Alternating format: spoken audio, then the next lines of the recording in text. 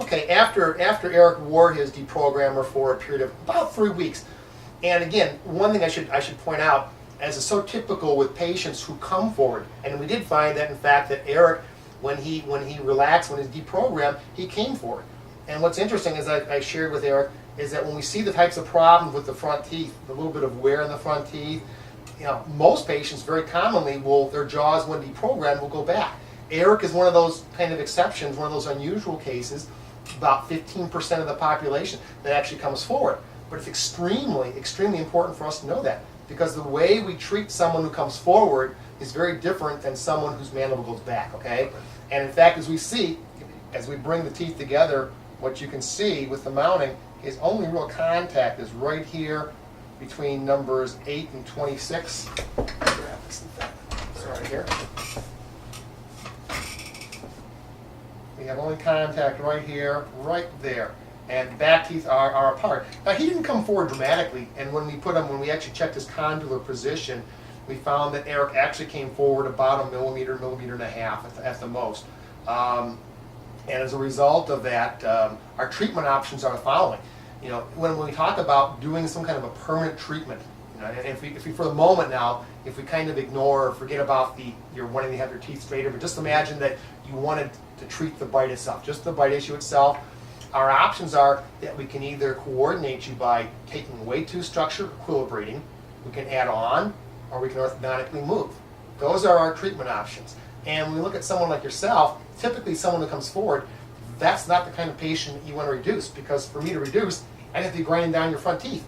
And we certainly don't want to be doing that. So our options would be that we could go ahead, leave the front teeth where they are, and add on to all the back teeth. And we can do that either with doing very extensive crowns or onlays, or we could do conservatively with doing composite filling type materials to build them up into contact. And that would be one option. However, you indicated to me that you, independent of this issue, you wanted your front teeth straightened. Well, so that's kind of right there saying, let's do orthodontics. And if we look at orthodontics, and what I presented to you as an ideal treatment plan would be to do full mouth, complete orthodontics, top and bottom. And you could, by doing that, straighten the teeth out, and at the same time, realign or reposition the jaws so as to allow that permission that the front teeth currently don't give. Now, for time constraints and for time reasons, you indicated that you didn't want that, and as an alternative, as an acceptable compromise, we offered to you doing some limited orthodontics. Correct. All right, Eric, if you were to choose to go and do like a limited orthodontic treatment, again, understand this is a little bit of a compromise, all right? And it's a compromise in that for us to do that, what we have to do, if you understand that if I go in and I straighten these upper front teeth out, the reason they're a little bit rotated or twisted because they're a little bit crowded. And as I straighten those out, I'm going to make a little larger arc. And what's going to happen is the space between those upper and lower front teeth horizontally is going to open up and really allow the lower jaw to close more, to get those back teeth to contact, okay? That sounds good. But the problem is, if we do the same thing on the lower is also crowded. In fact, it's even crowded a little bit more perhaps. And as a result of that, if I were just to go in here and bracket these teeth and straighten them out, they're going to come further forward probably than the upper front teeth even. So you're going to not really, do anything to resolve that issue.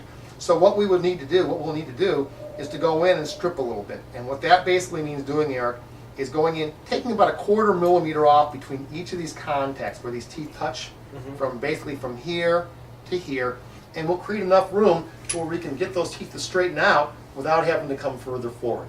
Now, there is some reduction involved with that, and as a result of that, I use that word that is a little bit of a compromise.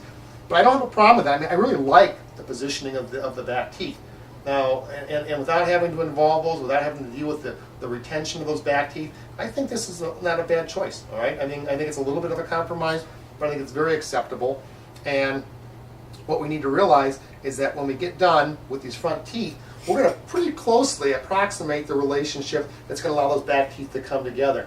And then at the end of that time, we'll probably need to do a little bit of either reductive or additive reshaping, just real fine tunings of those back teeth where everything properly meshes, and when you go through all of your functional jaw movements, everything's going to function ideally, okay? But I will tell you, without even going in and cutting these models apart and doing a diagnostic, wax up on these models, that amount of adjustment is going to be very minimal. And I think it's very acceptable.